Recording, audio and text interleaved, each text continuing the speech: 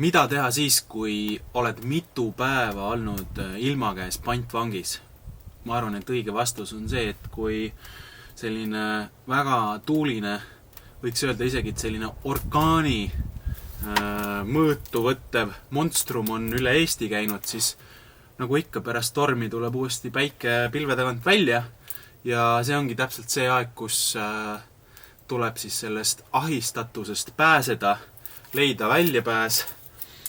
Mõni läheb võib-olla meelt lahutama mingil muul viisil ja minusugune selline sissepoole elav inimene näeb võimalust, et pakib kodus asjad kokku ja tuleb hoopis metsa süüa tegema. Algab vist siin praegu nagu üks kokasaade, aga selle asja teeme kohe selgeks, et esiteks mina ei ole kokk. Ma olen lihtne loodusinimene, kelle jaoks kokkamine on mõnikord nagu selline väike teraapia. Ja minu arust teraapia mõõt tuleneb sellest, et esiteks ta nõuab sellist kohalolu ja asju väga nagu rahulikult ja võiks öelda nagu sügavalt suurema tunnetusega tehes. Ja minu arust paremat kohta selleks ei saagi olla kui kuskil metsas või rabas. Täna pakkisin asjad kokku ja tulin siia RMK Hirvelaane lõkke kohta, mis asub siin Raplamaa ühes nurgas. Ja mõtlesin, et teen sellise väikse lõunasöögi endale. Asju võtsin muidugi varuga kaasa, nii et võib-olla, et ma isegi kõike ei kasuta siin ära. Lihtsalt ei ole mõtet. Olen harjunud tegema suurematele gruppidele süüa, siis on ise endale kuidagi nii raske teha, et kui peas hakkavad need mingid kogused jooksma, siis võib väga kergesti puusse panna. Nii, pann on üles pandud. Ärgem laskem häirida ennast sellest suurest leegist siin, sellepärast, et need on vedelkütuse jäägid, mis varsti põlevad ära ja alles jääb ainult selline efektiivne leek. Ja lihtsalt siia peale läheb siis nüüd sibul kõigepealt. Lasen sibula klaasjaks.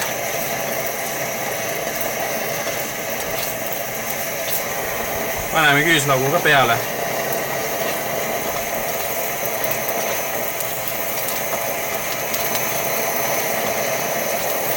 Vürtsidest põhiline siis kurkum. Seda võib kohe rohkem panna.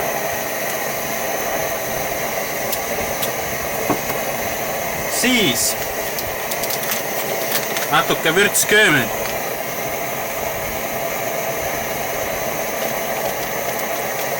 Ja karripulbrit ka natuke.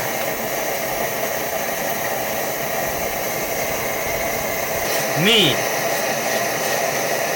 Nüüd ma panen selle toidu juba sinna haudepoti sisse. Siin on siis vaatus number 2. Nüüd on siia poti sisse läinud siis seesama sibul, küüslauk, mille ma vürtsidega läbi praadisin ja lisaks siis läheb juurde purustatud tomat ja ka kookospiim siis. Ja panin läätsesid, panin praegu natukene tagasihoidlikumalt, sest siin tuleb natukene mängida selle kogusega niimoodi, et ta lõpuks ei ole mitte liiga kuiv ega ka mitte selline liiga löga, võiks öelda. Et ma üritan saada sellise mõnusa pehme massi sellest, mis on täpselt selline vahepealne. Siia panen praegu kaane peale ja keeran selle siia tule kohale vaikselt podisema. Teinekord on nii, et teed täitsa korraliku sellise, võiks öelda, et retsepti järgi roa valmis, mis kannatab süüa, aga nii endale kui ka teistele inimestele võib-olla, et maitseb kõige rohkem isegi selline väga robustne ja lihtne amps. Ja üks selline hea asi on siis Gruusia leib. mis siis teise nimetusega on šoti. Kes on näinud, see on näinud. Poes on ta saadaval. Lõikad selle niimoodi mõnusalt lahti. Siia vahele võid panna, mina panen korralikult merevaiku, aga võid panna ka mozzarellat või midagi muud koos basiiliku ja päiksekuivatatud tomatitega näiteks. Tavaliselt ma vürtsisema toidu kõrvale olen lihtsalt pannud siia väga ohtrasti merevaiku vahele ja siis lasknud lõkke peal selliseks mõnusaks. Ta läheb selliseks krõbedaks ja see merevaik on siin vahel selline, läheb väga selliseks vedelaks ja kreemiseks. Väga rammus ja mõnus suutäis. Nii et täna ma mõtlesin ka, et ma suskan siia vahele natukene päikesekuivatatud tomateid. Et ikka mõnus selline nuumamine, mis siin aset leiab. Et mul juba praegu on suu tatti täis. Et mina ei tea, kes selle toidu kõik ära sööb.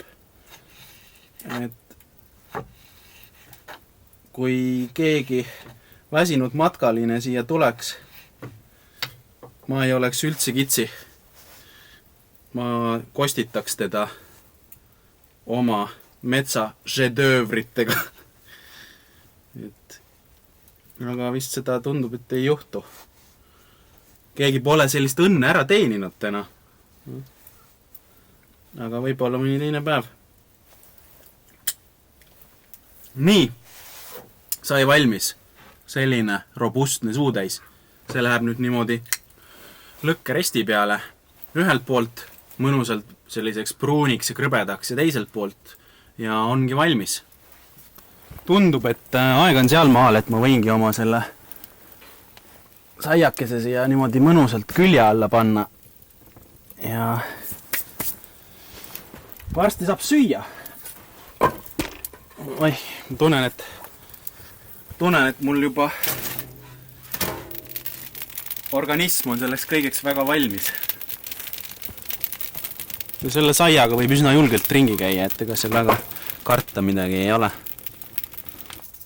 Ei saa me üle ega ümber magustoiduta ja mida paremat sa saaksid teha looduses kui lõkkõuna. Mõnus nokitsemine, kes tuleb lastega, siis minu arust on see eriti mõnus. Lastel ta ka harjutab või arendab siis õigemini sellist keskendumist ja sellist kannatlikkust ka. Et pead niimoodi rahulikult siia tegema sellise augu sisse. Esialgu võtab natukene aega, et saada see vilumus kätte, aga lõpuks võib igaühest saada lõkkõuna meister ja retsepte on ju siin tegelikult lõpmatusini, mida saaks teha. Ma ise olen natuke selline maiasmukk ka ja suur meefänn, nii et mina panen sinna keskele sisse natukene mett ka ja tegelikult, mida ma täna ei jõudnud teha, aga soovitan proovida, on see, et sa võtad sellise vedelama mee, võtad kaneeli, segad selle mee selle kaneeliga ära ja lõpuks siis purustad kreeka pähklid, tambid täiesti pehmeks seguks, siis segad selle kõik kokku ja kui sa paned selle massi siia õuna sisse, siis ta läheb selliseks mõnusaks pehmeks. Hästi hea täidis on. Ja muidugi, kes raatsib ja viitsib, teeb siis siia juurde ise näiteks mingisuguse vaniljakastme või kui oled laisk inimene, siis mine poodi ja osta vaniljapudingut, et see ajab ka asja ära. Ja lõpuks sul peaks väike granaat olema, mida siis lõkkesse heita, soovitavalt näiteks selleks ajaks, kui sa hakkad sööma. Sõltuvalt õuna suurusest läheb sellega mingisugune 5-7 minutit, oleneb, kas sa viskad ta täiesti sinna söe sisse või natuke eemale. Et ei tasuks põlema lasta ja ei tasuks nagu liiga kõvaks ka jätta seda. Mõnus oleks selline pruun õun ikkagi. Vaat, see jääb nüüd oma aega ootama. Abrakadabra, vaatame, mis siit siis praegu vastu vaatab meile. Hoopis juba hakkab mingisugust nägu võtma. Kui siit proovida aga kuidagi seda kaamerat kergitada, siis hetkel selline ta on. Aga ma julgeksin ikkagi veel natuke lasta. Võiks natukene paksemaks minna. Veel üks siuke väike kiiks, praetud tomat. Muurust väga mõnus. Kui kuskil lõkke peal või panni peal teed ja lased natukene krõbedaks sööda ühte äärt tomatist.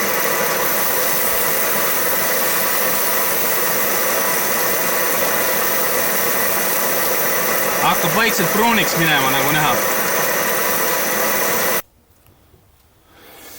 Selline see peaaegu lõpptulemus siis on. Siin on mõnusalt krõbe, seest on niuke pehme, siis seesama Gruusia leib koos päiksekõivatatud tomatiga. Siin on siis, panin natukene roelist ka peale, et oleks ilusam ja lihtsalt peale selle, et ta ilus on ta täiesti söödav ka. Tegelikult isegi väga hea.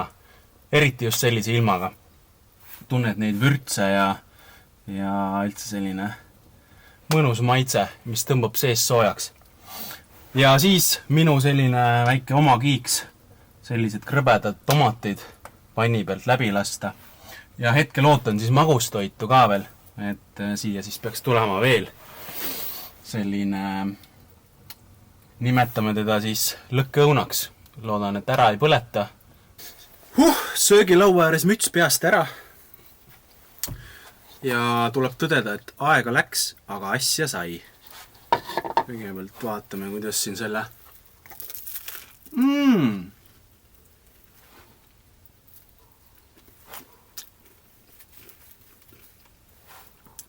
sõnad on siinkohal üleliigsed.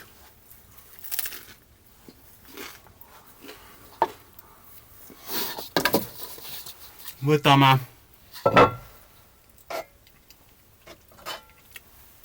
malmpotikesest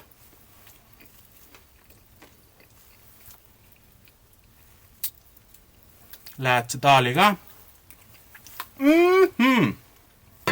Pool läheb maha, metslase kombel sööme. Ja krõbe tomateid ka panni pealt.